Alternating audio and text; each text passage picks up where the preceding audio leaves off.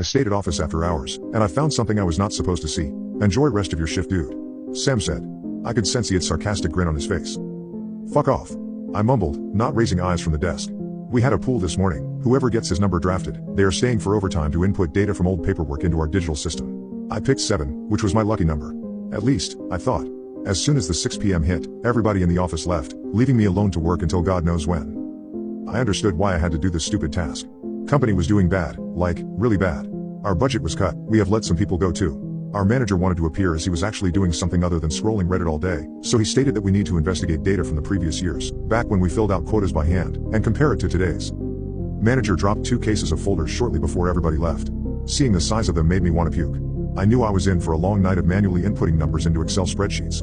Maybe even 2 nights. I lost track of how many hours had passed, but I logged in and I finished first box relatively quickly. As I started pulling out files from the second box, I felt a bit of hope. I just might finish everything tonight. I closed the folder with September 2007 October 2007 written on it, and I pulled out next one. It said February 2009 March 2009. Are you fucking kidding me? I yelled out loud. I stood in my cubicle to catch breath, and accept defeat. Now I had to go from the 9th floor, all the way down to the basement and find the folder with missing months. I rubbed my strained eyes, and opened them to empty office. I never stayed too long at work, it was uncanny seeing the office at night. Desolate.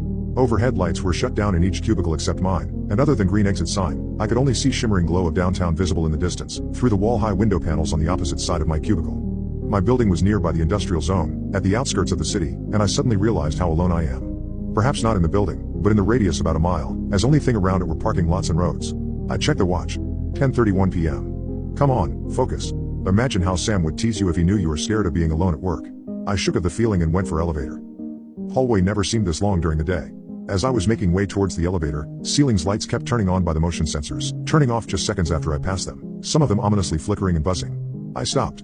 Pitch black corridor seemed to stretch endlessly into the shadow from both sides as I stood under lone beam of light.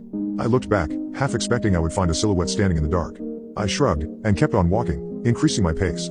However, I could not stress the creeping feeling that slithered through my spine. A feeling of having someone's eyes on my back. I reached the elevator, which took what it seemed like an eternity to get from the ground floor to 9th. I took my phone to open an Instagram or Reddit to try and distract myself, and I put it back immediately as I had no internet. No service. I nearly started to get concerned about that too, but the elevator came, and I jumped right in, saving myself from the pressing unknown of dark hallway. As elevator was heading down, I debated going straight home in my head, and leaving my stuff in the office. Pulling myself together, I realized how silly I am being. A grown-ass man, being scared of the dark. I should be scared of all the work that might wait for me tomorrow if I didn't finish it tonight. Realizing how much I started sweating from walking quickly, I took up the coat and just threw it on the ground, trying I was catching my breath. I slapped my face a couple of times, pep talking and convincing myself that I am not.